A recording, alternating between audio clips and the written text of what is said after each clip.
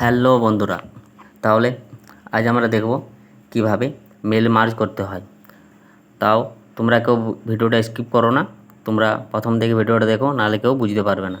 চলো তাহলে শুরু করা যাক। প্রথমে আমরা মেইলিং এই অপশানটাতে ক্লিক করে নেব। এই অপশানটাতে ক্লিক করার সাথে সাথে এখানে একটা স্টার্ট মেল মার্জ বলে একটা অপশান আসছে। এই অপশানটাতে ক্লিক করে একদম শেষের দিকে চলে যাব। শেষের অপশানটায় ক্লিক করার পর এরকম একটা ডান দিকে পেজ শো হবে। তো আমরা এই পেজটা দেখে নেব। প্রথমে দেখা আছে লেটার্স, ইমেল, মেসেজ, এসব জিনিসগুলো এখান থেকে করা যায়। তো প্রথমে আমরা লেটার্সটা চুজ করে নিলাম। লেটারটা চুজ করে পর নিচে আমরা চলে আসব এবং নিচে এই যে স্টেপ 1 অফ 6 এখানে যে নেক্সট বলে অপশানটা আছে সেই অপশানটাতে ক্লিক করে নেব। অপশানটাতে ক্লিক করার সাথে সাথে একটা স্টেপ 2 এখানে ওপেন হয়ে গেল এবং স্টেপ 2 এ কিছুগুলো অপশান আছে।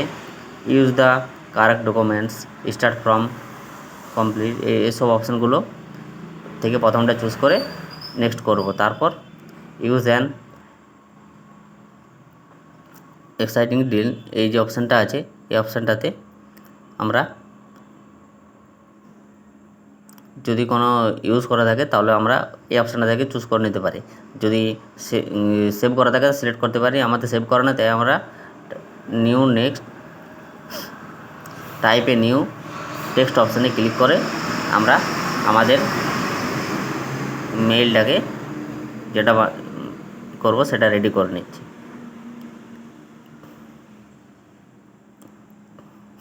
এটা হয়ে যাওয়ার পর আমরা নেক্সট অপশানে ক্লিক করে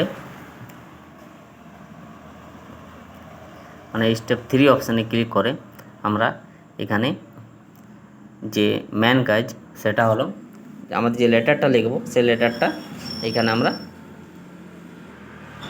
লিখব এবং মোর অপশান থেকে আমরা যেগুলো তৈরি করেছি যে নামগুলো সেগুলো আমরা এখান থেকে চুজ করে নেব।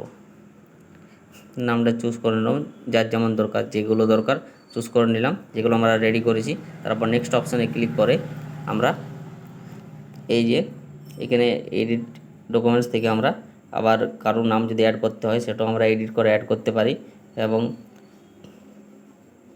এই যে 1 2 3 আমরা 3টা পেজ রেডি করেছি, 3টা নেম দিয়ে এবং তাগুলো সব এসে গেছে। আরও যদি আমরা অ্যাড করতে চাই তাহলে আমরা এডিট অপশান থেকে ক্লিক করে আমরা আবার অন্য নামগুলো অ্যাড করতে পারি। তাহলে এগুলো হয়ে গেলে আমরা স্টেপ 5 অপশানে ক্লিক করে মেইলটা সেভ করে নেব এবং এখানে যে প্রিন্ট অপশান আছে প্রিন্ট অপশানে ক্লিক করলেই যতগুলো আমরা বানিয়েছি তিনটা একসঙ্গে প্রিন্ট হয়ে যাবে। তোমরা যদি 3টার থেকে বেশি বানিয়ে থাকো তাহলে সেগুলো প্রিন্ট হয়ে যাবে, যতগুলো বানাবে ততগুলো প্রিন্ট হয়ে যাবে। তাহলে আমরা এই প্রিন্ট অপশানে ক্লিক করে পেজগুলো প্রিন্ট আউট বের করে নেব।